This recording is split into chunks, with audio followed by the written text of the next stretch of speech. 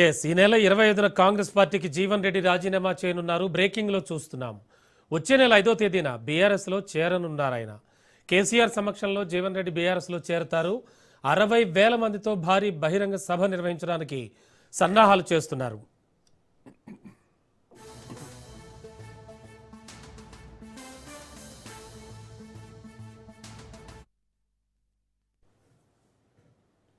Breaking లో చూస్తున్నాం. ఈ నెల 25న కాంగ్రెస్ పార్టీకి జీవన్ రెడ్డి రాజీనామా చేయనున్నారు. వచ్చే నెల 5న బీఆర్ఎస్ లో ఆయన చేరతారు.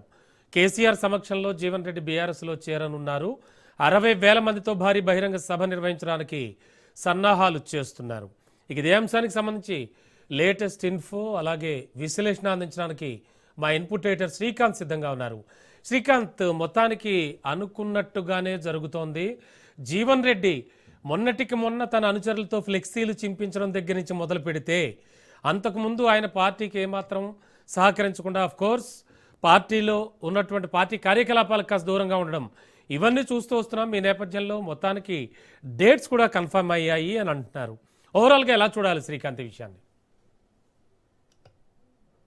ఎగ్జాక్ట్లీ, జీవన్ రెడ్డి ఇక క్లైమాక్స్ చేరిందని చెప్పాలి. జీవన్ రెడ్డి ఎపిసోడ్ ఇందాక మీరు చెప్పినట్టు 25వ తేదీ రోజు కాంగ్రెస్ పార్టీకి రాజీనామా చేయబోతున్నట్టుగా కొన్ని సంకేతాలు అయితే అందుతున్నాయి. ఆ తర్వాత వచ్చే నెల 5వ తేదీ రోజు భారీ బహిరంగ సభలో కేసీఆర్ సమక్షంలో దరిదాపు 60,000 మంది కార్యకర్తలతో జీవన్ రెడ్డి బీఆర్ఎస్ పార్టీలో చేరడానికి రంగం సిద్ధం చేసుకుంటున్నట్టుగా తెలుస్తోంది. సో ఇప్పటికే అవసరమైతే జీవన్ రెడ్డిని బతిలాడైనా సరే బీజేపీ వైపు తీసుకొస్తా అని చెప్పేసి అరవింద్ నుంచి కొన్ని సంకేతాలు వచ్చినా కానీ జీవన్ రెడ్డి అడుగులు మాత్రం బీఆర్ఎస్ వైపే చూస్తుంది తెలుస్తుంది. ఎందుకంటే డాక్టర్ సంజయ్ జగిత్యాల ఎమ్మెల్యేగా గెలిచిన తర్వాత ఆయన కాంగ్రెస్ పార్టీలో చేరడం, ఇటు జీవన్ రెడ్డి ప్రాధాన్యతను క్రమంగా తగ్గించడం, మోరోవర్ ఆయన ప్రధాన అనుచరుడు మర్డర్ గురి కావడం, అక్కడి నుంచి కూడా జీవన్ రెడ్డి చాలా కలిచివేసినటువంటి అంశం అని చెప్పాలి.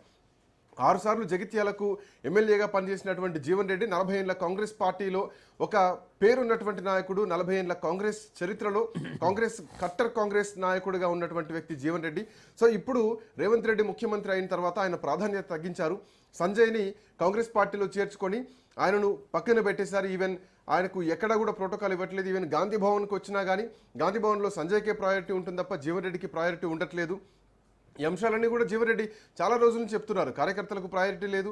మోరోవర్ మొన్న ఎంపీటీసీ జెడ్పీటీసీ ఎన్నికల్లో కూడా ఆయన వర్గీయులకు తక్కువ స్థానాలు కేటాయించడం, అటు సంజయ్ వర్గానికి కార్పొరేషన్ చైర్మన్ పదవులు రావడం, సో ఇవన్నీ కూడా జీవన్ రెడ్డి మొదటి నుంచి కూడా కొంత అసహనంగా ఉన్నటువంటి వ్యక్తి. సో ఈ మధ్యకాలంలో శ్రీధర్ బాబు కానీ మంత్రులు కానీ వెళ్ళి బుజ్జగించేటువంటి ప్రయత్నం చేసినా కానీ జీవన్ రెడ్డి మాత్రం ఎక్కడ తగ్గట్లేదు. ఎందుకంటే సంజయ్కి ప్రయారిటీ ఉంది, సంజయ్ ఎమ్మెల్యేగా ఉన్నారు, ఆయనకి ప్రోటోకాల్ ఉంటుంది. జీవన్ రెడ్డి కనీసం ఎక్కడ జీవన్ రెడ్డిని పట్టించుకునేటువంటి పరిస్థితులు కూడా లేదు. మోరోవర్ జీవన్ రెడ్డి మొదటి నుంచి కాంగ్రెస్లో ఉన్నటువంటి వ్యక్తి. At same time Rahul Gandhi తెలంగాణకి ఎప్పుడు వచ్చినా కానీ ఆయన స్పీచ్ని తెలుగులోకి ట్రాన్స్లేట్ చేసేటువంటి స్థాయి ఉన్నటువంటి వ్యక్తి జీవన్ రెడ్డి. అంతటి ప్రధానమైనటువంటి వ్యక్తి జీవన్ రెడ్డి. సో అట్లాంటి వ్యక్తి ఈరోజు పార్టీని వీడడం మాత్రం చాలా అంటే కాంగ్రెస్ పార్టీకి ఇది భారీ ఎదురు దెబ్బని చెప్పాలి.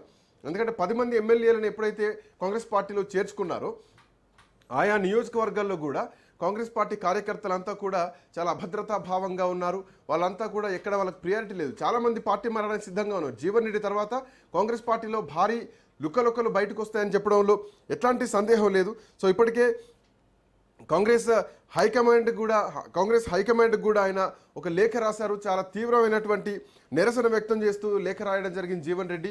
ఆ లెటర్ కూడా పెద్దగా రియాక్షన్ ఏం రాలేదు.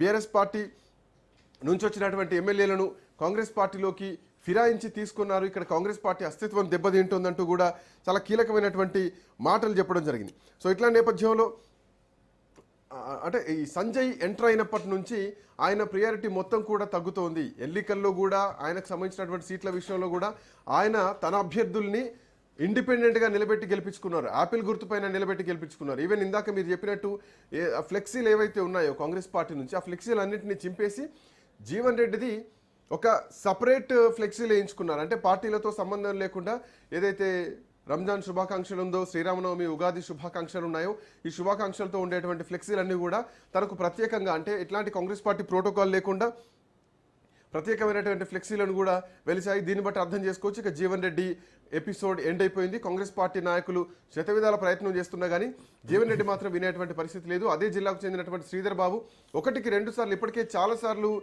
శ్రీధర్ బాబుతో జీవన్ రెడ్డి తన బాధను చెప్పడం జరిగింది. మాకు అన్యాయం జరుగుతుందని. బట్ అయినా కానీ శ్రీధర్ బాబు కూడా ఏం చేసేటువంటి పరిస్థితులు లేరు అన్నది మాత్రం స్పష్టంగా కనిపిస్తోంది. సో ఇప్పుడు కాంగ్రెస్ పార్టీ అంతర్గత వ్యవహారాల్లో బీఆర్ఎస్ పార్టీ నుంచి గెలిచి కాంగ్రెస్ పార్టీలోకి వచ్చి జోక్యం చేసుకొని తన పెత్తనం కొనసాగిస్తున్నటువంటి సంజయ్ పైన జీవన్ రెడ్డి ఇక ప్రతిపక్షంగా ఎదురు తిరిగేటువంటి రోజులు తొందరలోనే రాబోతున్నాయి. 60,000 మందితో భారీ బహిరంగ సభను ఏర్పాటు చేయడానికి జీవన్ రెడ్డి సిద్ధమవుతున్నారు. కరీంనగర్లో, అదే జగిత్యాలలో కేసీఆర్ ఆధ్వర్యంలో జీవన్ రెడ్డి తన సెకండ్ ఇన్నింగ్స్ని చార్జ్ చేయడానికి సిద్ధంగా ఉన్నట్టు మాత్రం స్పష్టంగా తెలుస్తోంది. Ramana, okay, thank you Srikanth.